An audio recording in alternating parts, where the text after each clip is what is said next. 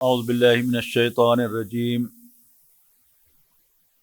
بسم اللہ الرحمن الرحیم وَإِذْ تَقُولُ لِلَّذِي أَنْعَمَ اللَّهُ عَلَيْهِ وَأَنْعَمْتَ عَلَيْهِ أَمْسِكْ عَلَيْكَ زَوْجَكَ وَاتَّقِ اللَّهَ وَتُخْفِي فِي نَفْسِكَ مَا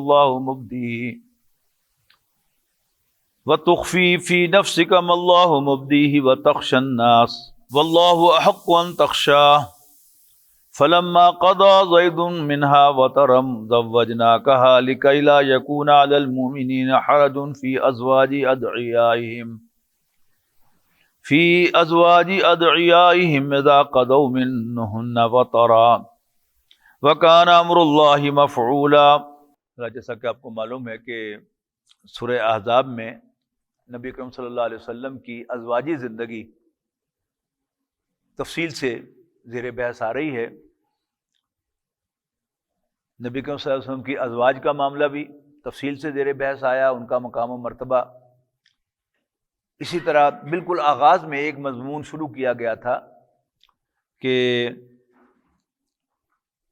تمہارے ماں باپ وہی ہیں جنہوں نے تمہیں جنم دیا ہے، باقی اخلاقاً یا محاورتاً تم کسی کو بیٹا کہو، بیٹی کہو، کسی کو باپ کہو، کسی کو ماں کہو، تو ایسا کہنے سے وہ مائیں نہیں بن جاتی۔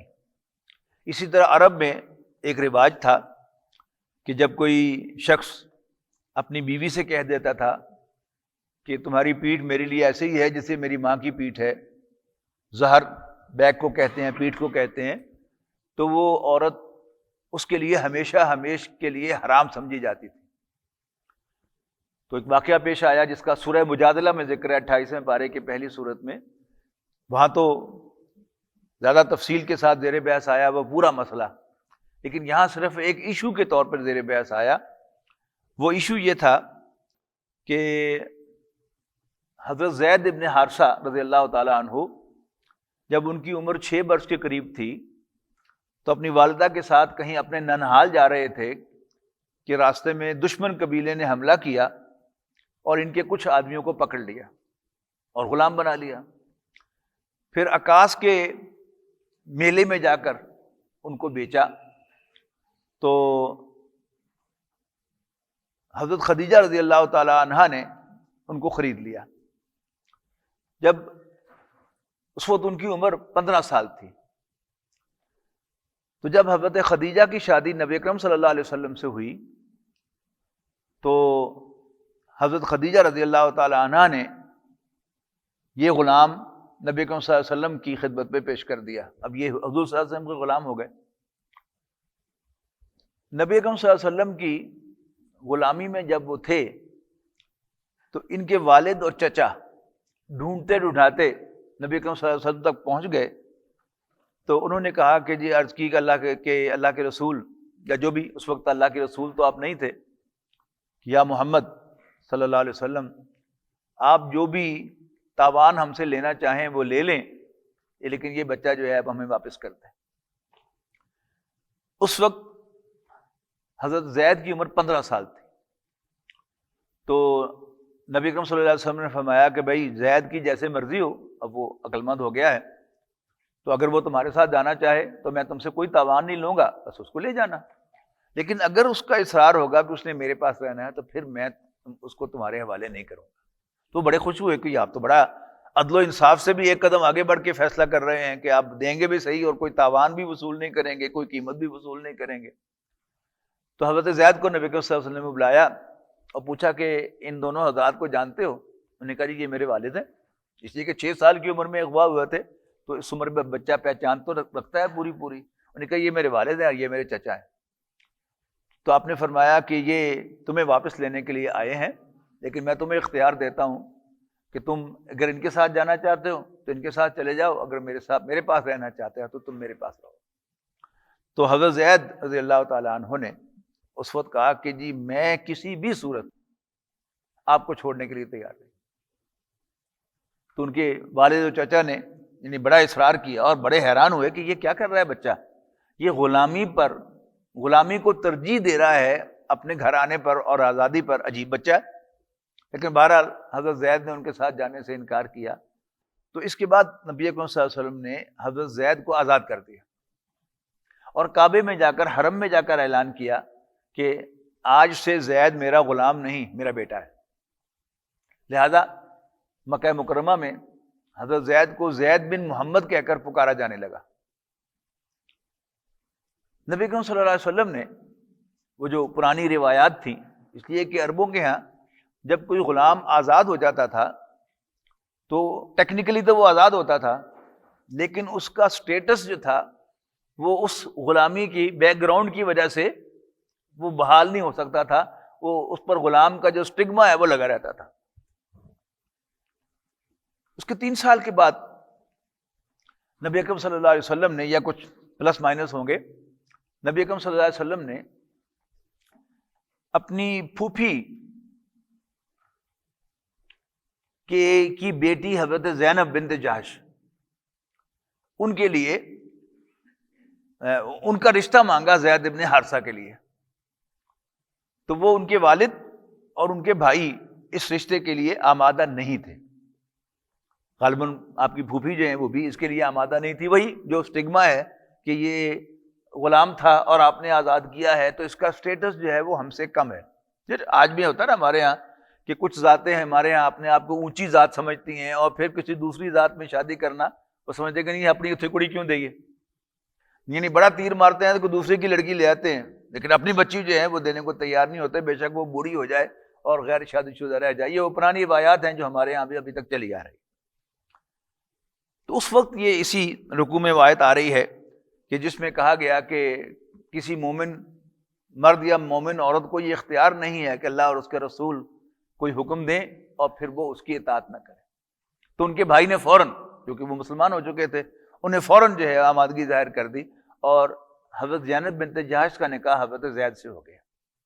اچھا، وہی چیز کہ نبی اکرم صلی اللہ علیہ وسلم کا اپنا ایک لیول ہے اور آپ اس رسم کو ختم کرنا چاہتے ہیں، ذات پات کی جو اونچ نیچ کا روایتی انداز ہے اس کو مٹانا چاہتے ہیں، لیکن ابھی تک اس سارے صحابہ جو ہے وہ اس لیول پر تو نہیں پہنچے تھے، اور پھر ظاہر ہے عورتوں کا معاملہ اس سے بھی زیادہ پیچھے ہے۔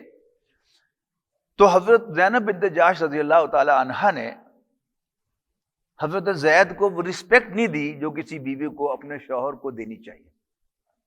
کئی دفعہ حضرت زید نے نبی اکرم صلی اللہ علیہ وسلم سے شکایت کی کہ وہ ایسا کرتی ہے، وہ مجھے ڈیو رسپیکٹ نہیں دیتی، تو نبی اکرم صلی اللہ علیہ وسلم حضرت زید سے کہتے کہ چلو کوئی نہیں، برداشت کرو، چلو برداشت کرو۔ وہ اجازت طلب کرتے کہ میں طلاق دینا چاہتا ہوں، آپ کہتے ہیں نہیں نہیں، اس کو اپنی زوجیت میں رکھو۔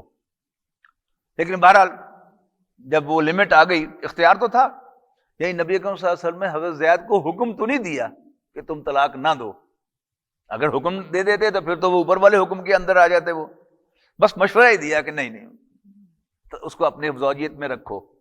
ظاہر ہے سمجھاتے بھی ہوں گے نبی اکرم صلی اللہ علیہ وسلم، میں چاہتا ہوں کہ یہ روایات جو ہیں یہ ریورس ہوں، لیکن بہرحال لمٹ آ گئی اور حضرت زید نے حضرت زینب کو طلاق دے دی۔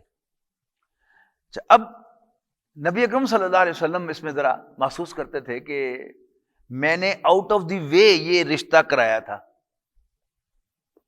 اب زینب جو ہے وہ طلاق یافتہ ہو جاتی ہے تو مجھے کوئی نہ کوئی کمپنسیشن تو کرنی چاہیے۔ اب حضور صلی اللہ علیہ وسلم کے دل میں یہ بات آتی تھی کہ اس کی کمپنسیشن تو پھر یہی ہے کہ پہلے غلام کے ساتھ اس کی شادی ہوئی تھی اور اب میں خود اس کے ساتھ شادی کروں، لیکن چونکہ عربوں کے ہاں یہ بات تھی کہ جس کو بھی منہ بولا بیٹا بنا لیا جائے اس کو بیٹا ہی ٹریٹ کیا جاتا تھا، اور اس کی بیوی کے ساتھ جو ہے وہ باپ کہنے بننے والا وہ شادی نہیں کرتا تھا۔ تو حضور صلی اللہ علیہ وسلم چپ کر جاتے تھے اور دل میں کہ نہیں نہیں یہ تو نہیں کرنا۔ ایک طرف خیال آتا ہے کہ پھر اس کی کوئی نہ کوئی داد رسی تو ہونی چاہیے، کوئی نہ کوئی کمپنسیشن تو ہونی چاہیے۔ کمپنسیشن ذہن میں یہ آتی تھی اور حضور صلی اللہ علیہ وسلم کے لوگ کیا کہیں گے۔ اب یہ سارا کا سارا بیک گراؤنڈ میں اس کو آپ پڑھیں گے تو بڑی آسانی سے یہ سمجھ میں آ جائے گا سارا معاملہ۔ تو فرمایا کہ وَإِذْ تَقُولُ لِلَّذِي أَنْعَمَ اللَّهُ عَلَيْهِ وَأَنْعَمْتَ عَلَيْهِ، اور اے نبی جب آپ کہہ رہے تھے اس شخص کو جس پر اللہ نے بھی مہربانی فرمائی اور آپ نے بھی بڑا احسان فرمایا، کیا کہہ رہے تھے؟ امسک علیک زوجک، اپنی بیوی کو اپنی زوجیت میں رکھ۔ امساک کہتے ہیں نا روزے روکے رکھنا، یہ روزے کا جو حکم ہے کہ خلاصہ نکالا جاتا ہے نا فقہ میں کہ روزہ کیا ہے؟ امساک. امساک کا مطلب کیا ہے؟ اپنے آپ کو روکے رکھنا کھانے پینے اور ازواجی تعلقات سے، یہ امساک ہے. تو کسی بیوی کو روکے رکھنا اور طلاق نہ دینا، یہ بھی قرآن مجید میں بار بار یہ امساک ہی کے لفظ سے آتا ہے. جہاں بھی آپ طلاق کے احکام پڑھیں گے تو یہی لفظ آئے گا. تو فرمایا امسک علیک زوجک واتق اللہ، اور اللہ سے ڈر. وتخفی فی نفسک ما اللہ مبدیہ، اور اے نبی آپ اپنے دل میں وہ بات چھپا رہے تھے جس کو اللہ ظاہر کرنے والا ہے. اللہ تعالیٰ دلوں کی باتوں کو جب پڑھ لیتا ہے. میرے دل میں کوئی خیال شاید بعد میں آتا ہے، اللہ تعالیٰ کو پہلے پتا ہوتا ہے کہ میرے دل میں یہ خیال آ رہا ہے، اور جب آ جاتا ہے تو وہ تو اللہ تعالیٰ کے یہاں باقاعدہ رجسٹر ہو جاتا ہے. وَتَخْشَ النَّاسَ، اور اے نبی آپ لوگوں سے ڈرتے ہیں. وَاللَّهُ أَحَقُّ أَن تَخْشَاهُ، حالانکہ اللہ تعالیٰ کا زیادہ حق ہے کہ آپ اس سے ڈریں بجائے لوگوں سے ڈرنے کے. فَلَمَّا قَضَىٰ زَيْدٌ مِّنْهَا وَطَرًا، اور جب زید نے زینب سے کوئی حاجت نہ رکھی، یعنی ان کو طلاق دے دی. زَوَّجْنَاكَهَا، ہم نے زینب کو تمہاری زوجیت میں دے دیا. اللہ تعالیٰ فرما رہا ہے لِكَيْ لَا يَكُونَ عَلَى الْمُؤْمِنِينَ، تاکہ مسلمانوں پر، مومنوں پر کوئی تنگی باقی نہ رہے، فی ازواجی، اپنے منہ بولے بیٹوں کی بیویوں سے شادی کرنے میں، اذا قضوا منہن وطرا، جب وہ ان سے کوئی سروکار نہ رکھیں، یعنی ان کو طلاق دے دیں. وکان امر اللہ مفعولا، اور اللہ کا کام، اللہ کا فیصلہ ہو چکا. یعنی یہ کوئی اللہ تعالیٰ پوچھ نہیں تھا کہ کر دیں، نہیں، اللہ تعالیٰ صاحب کہہ رہا ہے کہ کر دیا. اچھا دلچسپ بات یہ ہے کہ اب اس آیت کی روشنی میں، اللہ تعالیٰ کے اس حکم کی روشنی میں، حضرت زینب رضی اللہ تعالی عنہا کا زمین پر کوئی نکاح نہیں ہوا، اور حضرت زینب باقی ازواج سے گفتگو کرتے ہوئے، جیسے کوئی سوکنوں کے درمیان آپس میں ہوتی ہے کہ میں وڈی ہوں، میرا ہے کمال ہے، تو ایسی ہے، تو کہتے کہ جی میں تاڑے سب تو بکھری ہیں، میرا نکاح عرشاں تے ہویا سی، تاڑا نکاح زمین تے ہویا سی. بہرحال ان کو ایک حق بنتا تھا کہ وہ باقی ازواج کے مقابلے میں اپنی فضیلت جتائیں کہ I am superior than you, کہ میں حضور صلی اللہ علیہ وسلم کی بیوی بنی ہوں عرش پر، اور تم حضور صلی اللہ علیہ وسلم کی بیویاں بنی ہو زمین پر. تو فرمایا کہ وکان امر اللہ مفعولا، اور اللہ تعالیٰ کا حکم واقع ہو کر رہنے والا ہے. ما کان علی النبی من حرج فیما فرض اللہ لہ، اور جو چیز اللہ تعالیٰ مقرر کر دے، فرض کر دے کسی نبی کے لیے، تو اس پر عمل کرنے میں اس کے لیے کچھ تنگی نہیں ہے. یعنی تنگی کیا ہے؟ نبی کے ساتھ آکورڈ فیل کر رہے ہیں کہ لوگ کیا کہیں گے. نو، اللہ تعالیٰ کے حکم کی فرما برداری میں کوئی آکورڈنیس فیل نہ کرو، کوئی تنگی محسوس نہ کرو. سنت اللہ فی الذین خلو من قبل، اللہ تعالیٰ کی یہی پریکٹس رہی ہے، اللہ تعالیٰ کی یہی سنت رہی ہے تم سے پہلے پیغمبروں کے سلسلے میں. وکان امر اللہ قدرا مقدورا، اور اللہ کا حکم ٹھہر چکا ہے، وہ مقرر ہو چکا ہے. اب ایک اصولی بات کہی، الذین یبلغون رسالات اللہ ویخشونہ، وہ لوگ کہ جو اللہ تعالیٰ کے پیغامات پہنچاتے ہیں، یعنی اللہ کے رسول، ویخشونہ، اللہ سے ڈرتے ہیں، ولا یخشون احدا الا اللہ، وہ اللہ کے سوا کسی اور سے نہیں ڈرا کرتے. اب یہ سمجھ لیجیے کہ نبی اکرم صلی اللہ علیہ وسلم تمام انبیاء سے بڑھ کر اللہ سے ڈرنے والے ہیں. لیکن یہاں وہ جو ایک ہوتی ہے نا فیلنگ آکورڈنیس کی، خاص طور پر جب یعنی کسی عورت کا معاملہ بیچ میں آ جائے تو 100 گلاں، وہ ساری باتیں ہوئیں. کسی کہانی بنا دی گئی کہ وہ حضرت زینب جو ہیں وہ غسل فرما رہی تھیں تو نبی کے وسلم کی نظر پڑ گئی معاذ اللہ، اور پھر وہیں پر جو ہے وہ آپ کے دل میں خواہش پیدا ہو گئی. یہ سب باتیں حضور صلی اللہ علیہ وسلم سمجھ رہے تھے نا کہ یہ ایک طوفان اٹھے گا، اور وہ اٹھا، لیکن اللہ تعالیٰ بھی کہتا ہے کہ یہ میرا حکم ہے، کرو. اس میں جیسے نبی اکرم صلی اللہ علیہ وسلم کے پیش نظر مقصد تھا کہ ایک آزاد کردہ غلام کا میں اپنی پھوپھی کی بیٹی کے ساتھ اونچی ذات کی خاتون کے ساتھ میں نکاح کراؤں تاکہ یہ رسم ٹوٹ جائے، وہاں اللہ تعالیٰ بھی اس بات کو ختم کرنا چاہتا تھا کہ جو منہ بولے بیٹے ہیں ان کی بیویوں سے نکاح نہیں ہو سکتا۔ وہ کیسے ختم ہونا تھا کہ اللہ کے نبی جو ہے وہ پہلے کر کے دکھائیں۔ اچھا، جب بڑا جو ہے وہ کوئی کام کر لیتا ہے تو باقیوں کے لیے وہ کام بہت آسان ہو جاتا ہے۔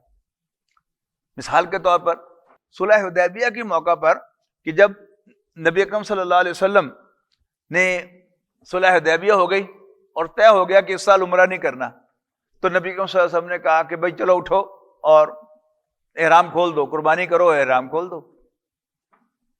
صحابہ نہیں اٹھے، آپ نے پھر کہا، صحابہ نہیں اٹھے، آپ نے تیسری بار کہا، صحابہ نہیں اٹھے، تو آپ ذرا تھوڑے سے رنجیدہ ہو کر اپنے خیمے میں چلے گئے۔ وہاں خیمے میں حضرت ام سلمہ رضی اللہ تعالیٰ عنہ اس سفر میں نبی اکرم صلی اللہ علیہ وسلم کے ساتھ تھی۔ ایک زوجہ حضور صلی اللہ علیہ وسلم کے ساتھ سفر میں ہوا کرتی تھی، خاص طور پر ایون جنگی اسفار کے اندر بھی ہوا کرتی تھی۔ تو حضرت ام سلمہ ظاہر بات ہے کہ خیمے کے اندر سے سن تو رہی تھی نا ساری کاروائی، تو حضرت ام سلمہ نے کہا کہ اللہ کے رسول آپ کیوں رنجیدہ ہوتے ہیں، آپ اٹھیں اور خود اپنی قربانی کر کے احرام کھول دیں۔ تو نبی صلی اللہ علیہ وسلم باہر تشریف لائے اور آپ نے قربانی کی اور احرام کھول دیا۔ جو ہی آپ نے قربانی کی اور احرام کھولا تو دھڑا دھڑ سارے صحابہ کرام نے آپ کی تائید، آپ کی تقلید کرتے ہوئے، آپ کی پیروی کرتے ہوئے احرام کھول دیا۔ تو ایک کام جو آکورڈ لگ رہا ہو اس میں کوئی بڑا کر دے، عام طور پر یہ ہوتا ہے کہ عام اب ہمارے گھرانوں میں جو سیکنڈ میرج ہے وہ تقریباً حرام کے درجے میں ہی ہے۔ ہم سب جتنے لوگ بھی بیٹھے ہیں بشمول میرے، ہمارا معاملہ کیا ہے کہ ہم جائز سمجھنے کے باوجود جو ہے یہ جرت نہیں کرتے، ہمت نہیں کرتے۔ لیکن اگر کوئی دو تین بڑے جو ہیں وہ کر لیں گے تو پھر کیا ہے، باقیوں کی بھی ہمت بن جاتی ہے کہ نہیں چلو ٹھیک ہے۔ تو اللہ تعالیٰ کے پیش نظر جو ہے یہ تھا کہ اس رسم کو توڑا جائے اور اس حکم کو ریورس کیا جائے۔ تو وہی بات جو ہے وہ یہاں پر کہی جا رہی ہے کہ الذین یبلغون رسالات اللہ ویخشونہ، وہ لوگ جو اللہ تعالیٰ کے پیغام پہنچاتے ہیں اور اس سے ڈرتے ہیں، ولا یخشون احدا الا اللہ، اور اللہ کے سوا کسی سے نہیں ڈرتے۔ تو میں عرض کر رہا تھا کہ یہ اصل میں وہ تقویٰ کے معنوں میں یا خشیت الہی کے معنوں میں نبی کریم صلی اللہ علیہ وسلم نہیں ڈر رہے تھے، لیکن یہ ہیزیٹیشن کے معنوں میں ہے کہ ہیزیٹیٹ کر رہے تھے آپ، یا آپ تھوڑے سے ریلیکٹنٹ تھے یا آکورڈ محسوس کر رہے تھے۔ یعنی یہ مختلف الفاظ ہیں کہ جو ایک ہی مفہوم کو ادا کرنے والے ہیں۔ اگر آپ دیکھیں تو تقریب کے الفاظ ہیں، to fear, to hesitate, to be reluctant. تو نبی کریم صلی اللہ علیہ وسلم ریلیکٹنٹ تھے، لیکن اس سے بھی سختی سے کہا جا رہا ہے کہ نہیں کرنا آپ نے یہ۔ وَكَفَى بِاللَّهِ حَسِيبًا، اور اللہ تعالیٰ حساب لینے کے لیے کافی ہے۔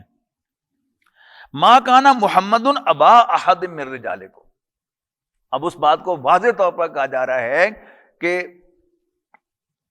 محمد صلی اللہ علیہ وسلم تم مردوں میں سے کسی کے باپ نہیں ہیں۔ اللہ تعالیٰ نے اس کی خاص حکمت تھی، اور بڑی واضح حکمت سمجھ میں بھی آتی ہے کہ اسلام جو ہے یہ میرٹ پر سارے معاملات کو دیکھتا ہے، لیکن جہاں اولاد آ جاتی ہے تو کوئی شخص خود بے شک میرٹ کا لحاظ رکھتے ہوئے اولاد کو نظر انداز بھی کر دے تو بعد والے جو ہیں پھر ان کو اس منصب پر بٹھانے کی کوشش کرتے ہیں۔ تو اللہ تعالیٰ نے بڑی حکمت سے ان کا معاملہ کیا کہ نبی اکرم صلی اللہ علیہ وسلم کی پیدائش سے پہلے آپ کے والد عبداللہ بن عبد المطلب کو بلا لیا۔ آپ یتیم آئے نا دنیا میں۔ آپ غور کیجئے کہ حضرت عباس رضی اللہ تعالیٰ عنہ اول روز سے نبی اکرم صلی اللہ علیہ وسلم سے پیار کرتے تھے، آپ کے چچا تھے۔ یعنی اگر آپ کمپیئر کریں ابو لہب ورسز حضرت عباس رضی اللہ تعالیٰ عنہ، تو اپوزٹ ہیں ایک دوسرے کے، کہ ابو لہب اول روز سے نبی اکرم صلی اللہ علیہ وسلم سے کھار کھاتا ہے، آپ کے والد سے بھی کھار کھاتا تھا، لیکن حضرت عباس رضی اللہ تعالیٰ عنہ اول روز سے نبی اکرم صلی اللہ علیہ وسلم سے پیار کرتے تھے اور آپ کے والد سے بھی پیار کرتے تھے۔ یعنی صلح حدیبیہ کے جو بیعت عقبہ ثانیہ ہوئی ہے کہ جب معاہدہ ہو رہا ہے مدینے والوں کے ساتھ کہ آپ مکہ مکرمہ سے مدینہ منورہ منتقل ہو جائیں گے اور مدینے والے نبی کریم صلی اللہ علیہ وسلم کو ری ایشور کر رہے ہیں کہ آپ کے خاندان والوں نے آپ کو ڈسون کر دیا ہے، آپ ہمارے پاس تشریف لے آئیں، ہم آپ کو اسی طرح حفاظت کریں گے جیسے اپنے خاندان میں پیدا ہونے والے بچوں کی حفاظت کرتے ہیں۔ تو حضرت عباس نے پوچھا ہے مدینے والوں سے، تمہیں پتا ہے کہ تم کیا بات کہہ رہے ہو؟ انہوں نے کہا جی بالکل پتا ہے۔ مطلب کیا تھا کہ سارا عرب تمہارا دشمن ہوگا اور عرب کے بڑے چودھری قریش جو ہیں وہ تمہیں مارنے کی کوشش کریں گے، تمہیں تباہ کرنے کی کوشش کریں گے، جیسے ہمارے سامنے ہوا بھی، یعنی پچھلی 30 سالوں کے اندر ہم نے دیکھا کہ امریکہ نے اسامہ بن لادن کو اپنا دشمن ڈکلیئر کیا، نمبر 1، اور ملا عمر نے، طالبان نے ان کو پناہ دے دی۔ تو کیا حال کیا امریکہ نے ان کا؟ تو یہی وارننگ دی حضرت عباس نے، تو پتہ ہے تم کیا کہہ رہے ہو، کیا معاہدہ کر رہے ہو؟ انہوں نے کہا بالکل پتہ ہے، ہم اس کے لیے تیار ہیں۔ تو وارننگ جو ہے اس سلسلے میں اللہ تعالیٰ نے بڑا احسان کیا۔ میں سمجھتا ہوں کہ اللہ تعالیٰ کے ہر کام میں بہتری ہوتی ہے، پتہ نہیں کئی بہتریاں ہوں گی اللہ کے علم میں، کہ اللہ تعالیٰ نے نبی اکرم صلی اللہ علیہ وسلم کو اس دنیا میں بھیجا یتیم بچے کی حیثیت سے۔ بتانا کیا چاہ رہا تھا ہمیں کہ حضرت عباس کو نبی اکرم صلی اللہ علیہ وسلم سے محبت تھی، لیکن وہ جو قبائل کی جو جکڑ بندی ہے اس کے تحت حضرت عباس رضی اللہ تعالیٰ عنہ غزوہ بدر میں نبی کریم صلی اللہ علیہ وسلم سے لڑنے کے لیے آئے اور قیدی بنے۔ اور حضرت عمر نے جو رائے دی تھی کہ جب قیدیوں کو کیا کرنا ہے آپ نے پوچھا، تو حضرت ابوبکر رضی اللہ تعالیٰ نے فرمایا کہ یہ ہمارے اپنے ہی لوگ ہیں، بس ان سے کچھ تاوان لے کر، کو پڑھے لکھے ہیں ان سے بچے پڑھوا کر ان کو فارغ کر دیا جائے، آزاد کر دیا جائے۔ تو حضرت عمر نے جو سخت رائے دی تھی آپ کو یاد ہوگی کہ حضرت عمر نے فرمایا کہ اللہ کے رسول یہ اپنے تھے لیکن اب اپنے نہیں ہیں، ہماری اور ان کے درمیان لڑائی جو ہے اسلام اور کفر کی بنیاد پر ہوئی ہے، لہذا ہم میں سے ہر شخص اپنے قریب ترین رشتہ دار کو اپنے ہاتھ سے قتل کرے، میں فلاں کو قتل کروں، ابو بکر اپنے فلاں کزن کو قتل کرے، اور نبی صلی اللہ علیہ وسلم سے کہا کہ آپ اپنے ہاتھ سے عباس کو قتل کریں رضی اللہ تعالیٰ عنہ۔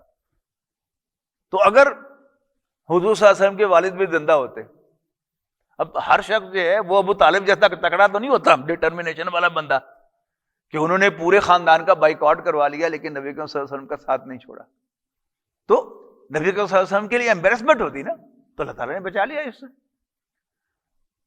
تو فرمایا جا رہا ہے یہاں پر کہ اچھا اسی طرح نبی کریم صلی اللہ علیہ وسلم کو نرینہ اولاد دی بھی تو لے لی۔ حضرت خدیجہ کے بطن سے جہاں آپ کو اللہ نے 4 بیٹیاں دی ہیں، آپ کو 2 بیٹے بھی عطا کیے تھے اور بالکل بچپن میں فوت ہو گئے، اور پھر آخری عمر میں جا کر حضرت ماریہ قبطیہ رضی اللہ تعالیٰ عنہ کے پیٹ سے، ان کے بطن سے نبی کریم صلی اللہ علیہ وسلم کو ایک اور بیٹا عطا ہوا، ابراہیم جس کا نام تھا، لیکن وہ بھی چھوٹی عمر میں اللہ تعالیٰ نے اس کو اٹھا لیا تاکہ اسے، اور بہت سی حکمتیں اللہ تعالیٰ کے پیش نظر ہوں گی، لیکن ایک حکمت جو میری سمجھ میں آتی ہے کہ وہ کیا تھا، فسادی ہونا تھا، اس کی وجہ سے بعد میں امت کے اندر تفریق پڑنی تھی، لیکن نبی کریم صلی اللہ علیہ وسلم کیا چاہتے تھے کہ میرٹ پر یہ سارا معاملہ ہو۔ حضرت ابوبکر میرٹ پر نبی کریم صلی اللہ علیہ وسلم کے خلیفہ تھے، حضرت عمر میرٹ پر ان کے خلیفہ تھے، حضرت عثمان وہ تو پھر آپ کو معلوم ہے کہ وہ بھی بہرحال ان کی کمٹمنٹ پھر نبی کریم صلی اللہ علیہ وسلم کے ساتھ دوری دامادی کا رشتہ بھی تھا، لیکن وہ رشتہ نہیں امپورٹنٹ تھا، وہ ان کی ساری جو کمٹمنٹ تھی، ان کی سینیئرٹی جو تھی کہ وہ اول ایمان لانے والے لوگوں میں سے تھے، ان کا اظہار تھا نبی کریم صلی اللہ علیہ وسلم اور صحابہ کرام کے لیے، تو یہ سب کچھ کیا ہے، یہ ان میرٹ پر تھا۔ اور پھر حضرت علی رضی اللہ تعالیٰ عنہ بھی عشرہ مبشرہ میں سے، اور نبی کریم صلی اللہ علیہ وسلم کے داماد ہونے کے اعتبار سے تو وہ بھی کنسیڈریشن نہیں ہے۔ اصل بات کیا ہے کہ جب حضرت عثمان رضی اللہ تعالیٰ عنہ کی شہادت ہوئی ہے اور حضرت علی رضی اللہ تعالیٰ عنہ اس وقت مدینہ منورہ میں موجود تھے، حضرت طلحہ، حضرت زبیر جو سینئر صحابہ تھے وہ مدینے سے باہر تھے، حج کرنے کے لیے گئے ہوئے تھے، 20 ذی الحج کو یا 18 ذی الحج کو حضرت عثمان رضی اللہ تعالیٰ عنہ کی شہادت ہوئی ہے، تو حضرت علی رضی اللہ تعالیٰ عنہ ہی سینئر موسٹ تھے وہاں موجود، اور انہی کی بیعت ہوئی ہے۔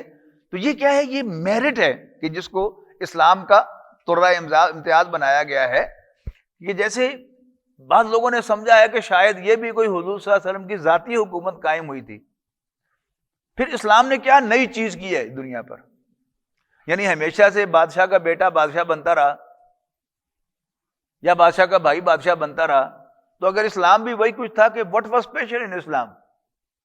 نہیں، اسلام was special. اسلام میں میرٹ ہے، اور اس میرٹ کی بنیاد پر سارا جو خلافت کا نظام جو ہے وہ آگے چلا ہے. گریجولی اس میں کمی آئی، پھر بعد میں پھر وہ بادشاہت والا رواج بھی ہو گیا کہ بہرحال پھر ہارون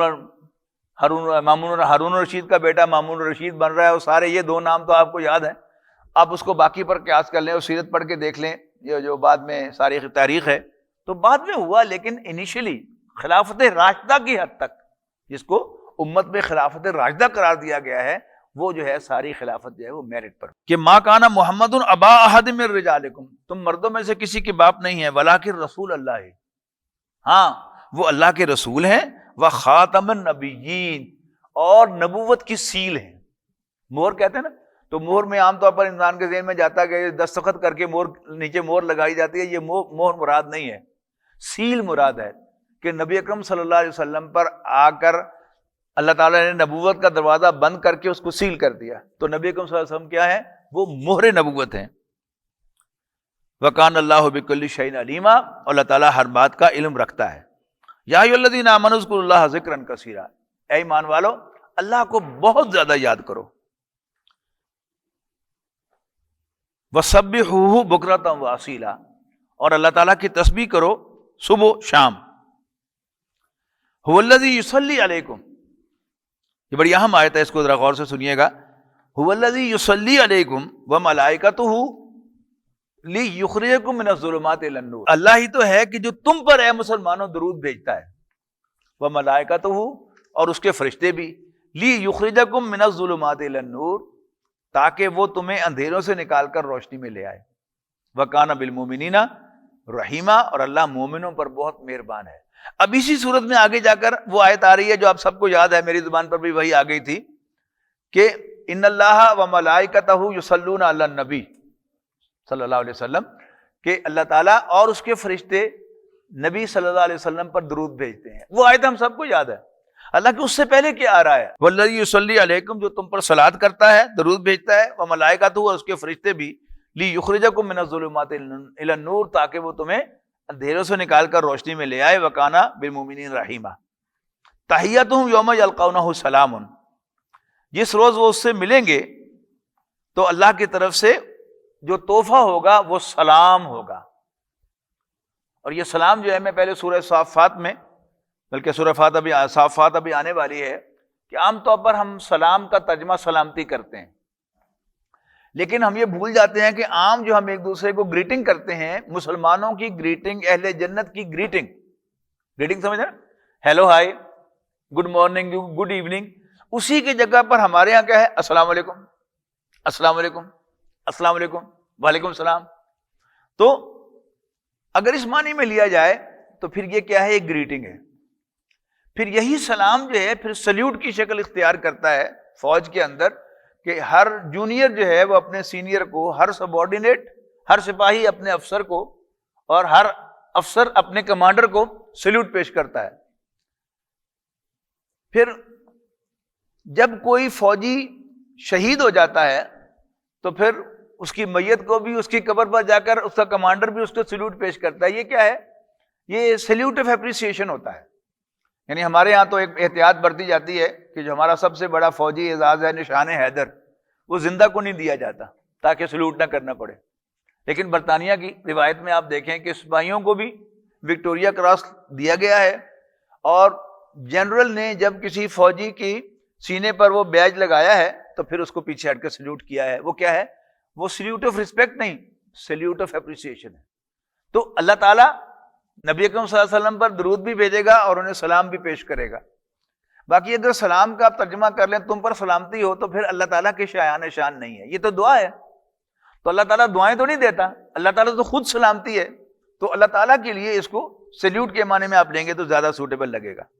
تحیتہم یوم یلقونہ سلام، یعنی نبی اکرم صلی اللہ علیہ وسلم کے ایک ہی جملے میں کہا گیا ہے کہ درود بھی اور سلام بھی، لیکن یہاں سلام کو علیحدہ کیا گیا ہے کہ جس دن وہ اللہ تعالیٰ سے ملیں گے تو اللہ تعالیٰ کی طرف سے ان کے لیے تحفہ، اللہ تعالیٰ کی طرف سے سلام ہوگا، سلیوٹ ہوگا.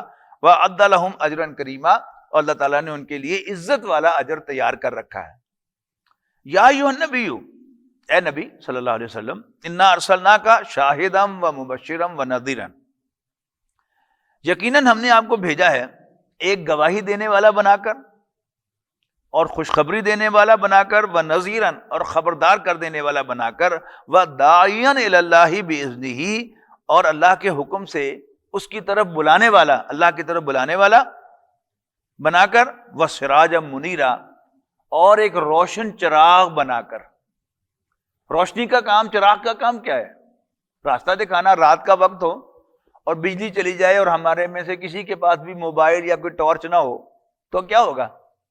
یعنی ہم جب یہاں سے اٹھیں گے تو یا ان پلرز کے ساتھ ٹکرائیں گے یا پیچھے اس دیوار کے ساتھ ٹکرائیں گے، یا کیمروں سے ٹکراؤں گا میں اٹھ کے، یا عزیر صاحب سے ٹکراؤں گا میں اٹھ کے، اندھیرا۔ جو ہی روشنی ہوگی تو راستہ ملنا شروع ہو جائے گا۔ تو نبی کا، رسول کا اصل فنکشن کیا ہے؟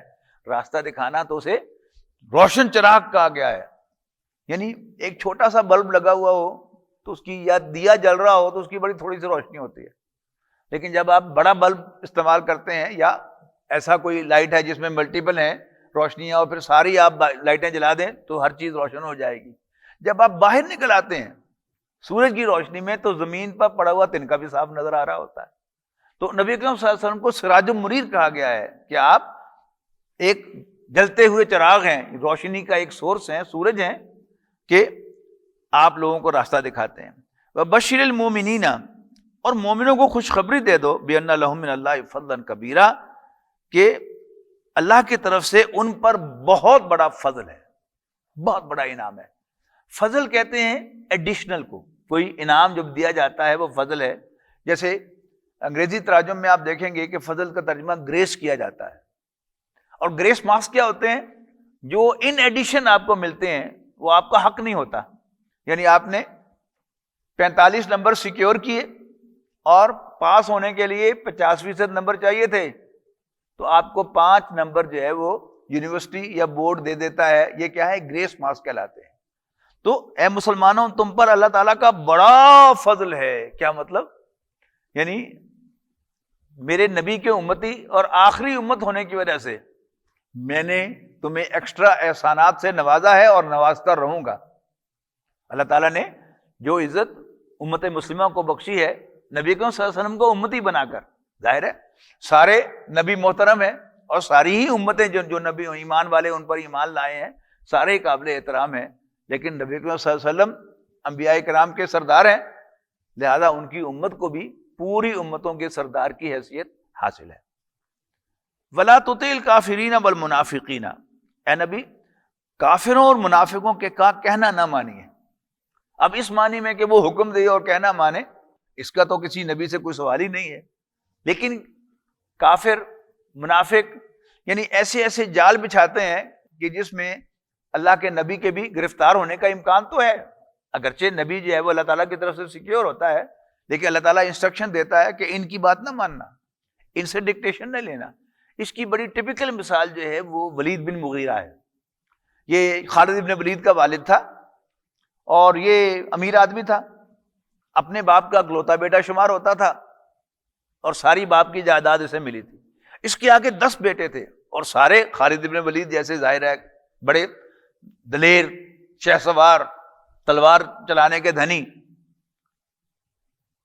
اب چونکہ یہ امیر آدمی تھا اور امیر آدمی جو ہے جس کا کام چل رہے ہوں، ایک ہے نا یعنی جو کوئی کام چلانے والے ہیں، جیسے ماشاءاللہ آپ سب لوگ سینئر مینیجر ہیں، اچھی سیلریز ہیں آپ کی، آپ ویل آف ہیں، لیکن آپ کام کرتے ہیں تو کماتے ہیں۔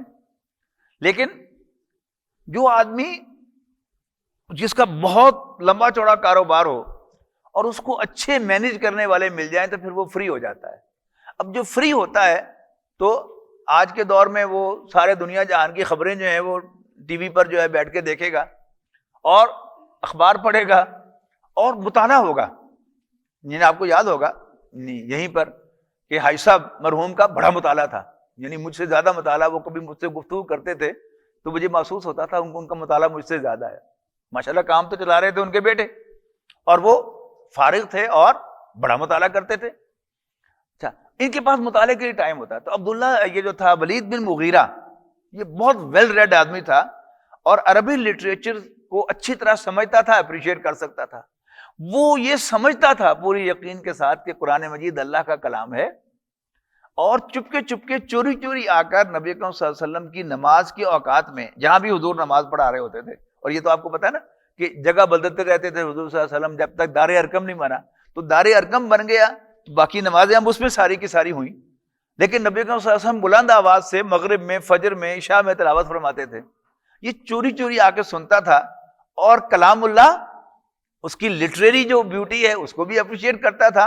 اور جب وہ کلام اللہ نبی اکرم صلی اللہ علیہ وسلم کی زمانے مبارک پر آتا ہوگا تو اس کا کیا حسن پیدا ہوتا ہے، اس کا آپ تصور کیجئے.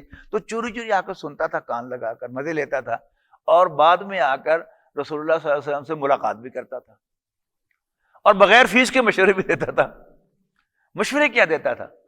وہ کہتا تھا کہ میں چاہتا ہوں کہ تمہارے اور قریش کے درمیان کوئی بیچ اپ ہو جائے، لیکن یہ تمہاری جو ریجیڈیٹی ہے نا، یہ کچھ کرنے نہیں دیتی. یہ ریجیڈیٹی کیا ہے؟ یہ باقاعدہ الفاظ ہیں کہ ایت بقرآن غیر ھذا او بدلو، یا تو کوئی اور قرآن لے آؤ یا اس میں امینڈمنٹ کرو. تو یہ جو تمہاری ریجیڈیٹی ہے کچھ کرنے نہیں دیتی، وہ ریجیڈیٹی کیا تھی؟ یعنی آج ہم مغرب کی نماز میں اکثر چھوٹی صورتیں پڑھی جاتی ہیں اور لاؤڈ سپیکر آن ہوتا ہے، اور اس پر ہم پڑھتے ہیں تبت یدا ابی لہب وتب. کبھی آپ نے غور کیا جب ابو لہب زندہ موجود تھا مکے کی گلیوں میں پھرتا ہوا تو زلزلہ نہیں آ جاتا ہوگا وہاں؟ اچھا، اب سورت لہب بھی پڑھی جاتی ہو تو پھر قریش سے کوئی صلح بھی ہونے کا امکان ہے؟ نو وے. اب وہ آ کر حضور صلی اللہ علیہ وسلم کو مشورے دیتا تھا، اور چونکہ حضور صلی اللہ علیہ وسلم کے سامنے ایک مشن تھا، لہذا جو بھی جس نے کوئی کام کرنا ہوتا ہے وہ ہمیشہ کمپرومائز کے لیے آمادہ ہوتا ہے. یعنی آپ ہی کے سامنے ہے کوئی چیز کہ کوئی جو عام معاملہ تھوڑا سا نیچے لگ کے بھی انسان کبھی کوئی معاملہ کرتا ہے یہ سوچتے ہوئے کہ یہ ادارے کا فائدہ ہے اس میں، کہ چلو یوں کر کے نیچے ہو کے گزر جاؤ، یہ کام کر دو. لیکن نبی اکرم صلی اللہ علیہ وسلم نے شاید یہ سوچنا بعد میں ہوتا تھا کہ چلو کچھ نہ کچھ کر لیں. یعنی قرآن مجید میں کوئی امینڈمنٹ تو حضور نے نہیں کرنی تھی، کبھی سوال ہی نہیں پیدا ہوتا. لیکن کچھ ذرا ٹون ڈاؤن کرنا لہجے کو، اس کا تو امکان موجود ہے نا. لیکن میں ایک مثال دے رہا ہوں، اس کا بھی کوئی ثبوت نہیں ملتا، لیکن بہرحال جس نے کوئی کام کرنا ہو وہ آمادہ ہوتا ہے کرنے کے لیے. ایسے کہا جاتا ہے نا، یعنی فوج جو ہے وہ ہمیشہ لڑتی ہے، لیکن پولیٹیشین جو ہیں وہ کیا ہیں؟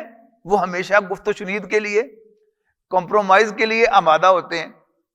تو جب بھی نبی اکرم صلی اللہ علیہ وسلم نے سوچا کہ ذرا کچھ کنسیڈر کیا جائے، خاص طور پر کیونکہ آپ ذہین انسان تھے اور ذہین ترین انسان تھے، کوئی شک نہیں ہے، آپ بلا شبہ سمجھتے تھے اور صحیح سمجھتے تھے کہ یہ ایک ٹرائبل سوسائٹی ہے، قبائلی معاشرہ ہے، جب تک قبائل میرا ساتھ نہیں دیں گے میں کچھ بھی اچیو نہیں کر سکتا.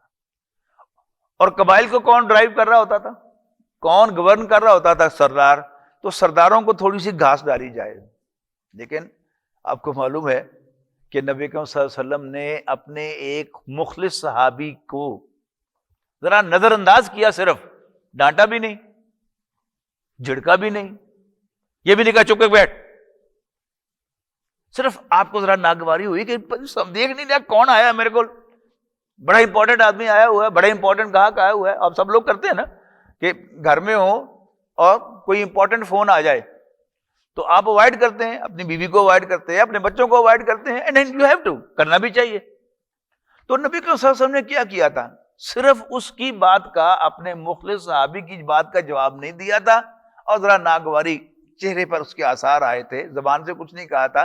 اس پر بھی آیت نام قرآن مجید کی صورت نازل ہو گئی، عبس وتولی ان جاءہ الاعمی وما یدریک لعلہ یزکی او یذکر فتنفعہ الذکریٰ. کہ اس نے تیوری چڑھا دی صلی اللہ علیہ وسلم، اپنے ماتھے پر بل لے آیا جب ایک اندھا اس کے پاس آ گیا. اور تجھے کیا پتا کہ وہ بات سمجھنا چاہتا ہو، نصیحت حاصل کرنا چاہتا ہو، جو سننا نہیں چاہتا آپ اس کے پیچھے پڑے ہوئے ہیں، اور جو چل کر آتا ہے آپ کے پاس آپ اسے نظر انداز کرتے ہیں. یہ ہے قرآن مجید کا وہ انداز. تو یہاں وہ کیا ہے؟ وَلَا تُطِعِ الْكَافِرِينَ وَالْمُنَافِقِينَ، مت کہنا مانو کافروں اور منافقوں کا. وَدَعْ أَذَاهُمْ وَتَوَکَّلْ عَلَى اللَّهِ، اور ان کے تکلیف دینے کو نظر انداز کرو اور اللہ پر بھروسہ کرو، وَکَفَىٰ بِاللَّهِ وَکِیلًا، اور اللہ تعالیٰ کافی ہے کام بنانے کے لیے.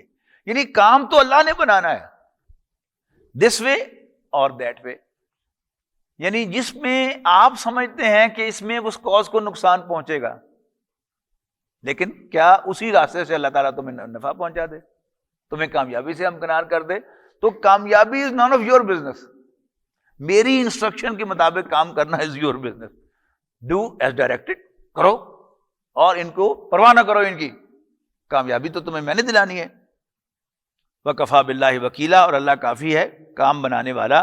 یا ایھا الذین آمنوا اذا نکحتم المؤمنات ثم طلقتموہن من قبل ان تمسوہن. اب پھر ایک بڑا اہم ایشو آ رہا ہے، وہ ہے نبی کریم صلی اللہ علیہ وسلم کی ازواج کا. اس میں تمہید باندھ دیتے ہیں آپ، اس پر آیات کا مطالعہ ہم پھر کریں گے. نبی کریم صلی اللہ علیہ وسلم کی پہلی زوجہ حضرت خدیجہ رضی اللہ تعالیٰ عنہ تھی.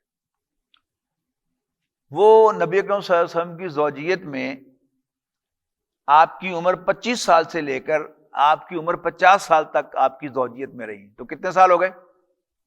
25 سال ہو گئے حضرت خدیجہ نبی اکرم صلی اللہ علیہ وسلم کی زوجیت میں رہی. حضرت خدیجہ کی زندگی میں نبی اکرم صلی اللہ علیہ وسلم نے کوئی اور نکاح نہیں فرمایا. نمبر ایک، جب حضرت خدیجہ کا انتقال ہوا تو نبی اکرم صلی اللہ علیہ وسلم نے بیک وقت دو عورتیں، جب آپ تھوڑے سے یعنی اپسٹ رہتے تھے، پریشان رہتے تھے، تو پھر ایک خاتون نے، مسلمان خاتون نے آ کر نبی اکرم صلی اللہ علیہ وسلم سے کہا کہ اللہ کے رسول کوئی اور نکاح آپ کریں. تو آپ نے کہا کہ کیا ہے تمہارے ذہن میں؟ انہوں نے کہا جی ابو بکر کی بیٹی عائشہ بھی ہے اور سودا بھی ہے، یعنی ایک ذرا عمر رسیدہ خاتون، ایک ذرا جوان خاتون. تو نبی کے ساتھ دونوں کی بات کرو.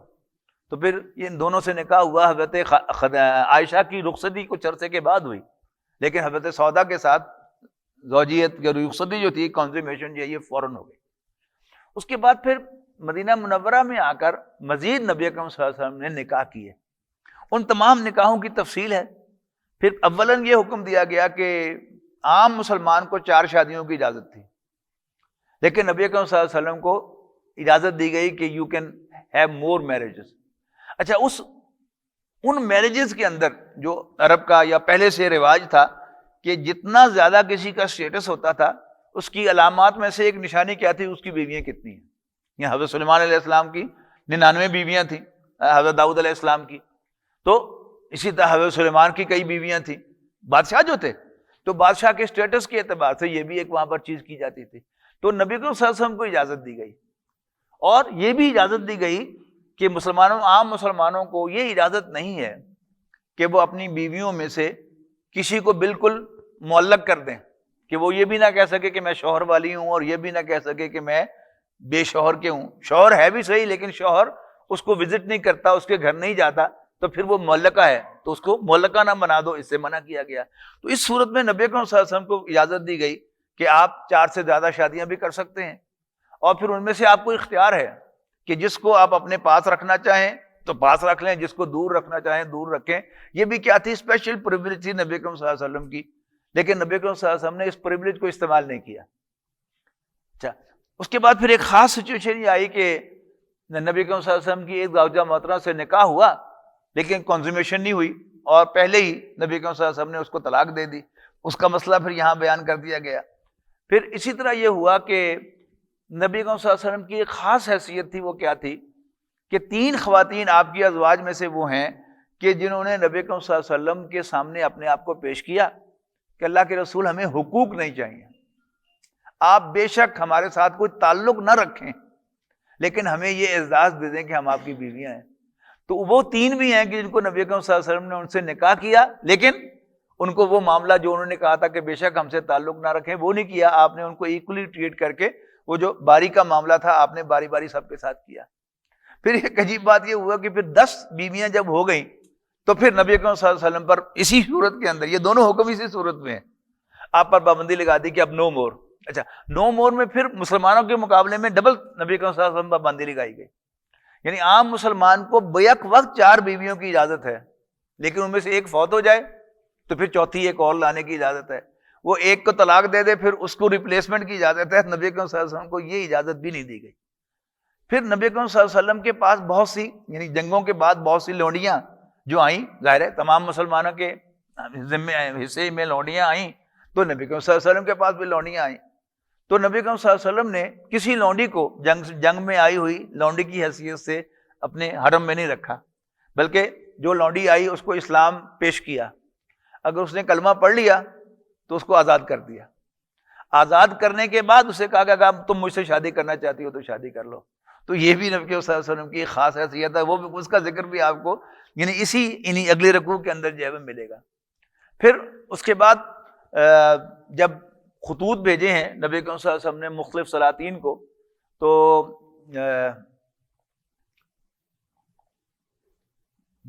مقوقس غالباً تھا شاہ مصر، اس کو جب نبی صلی اللہ علیہ وسلم خط ملا ہے تو اس نے نبی صلی اللہ علیہ وسلم کے ایلچی کا اعزاز کیا ہے اور آپ کو خچر بھیجے ہیں تحفے کے طور پر، اور اپنی 2 بیٹیاں جو ہیں وہ نبی صلی اللہ علیہ وسلم کی خدمت میں پیش کی ہیں۔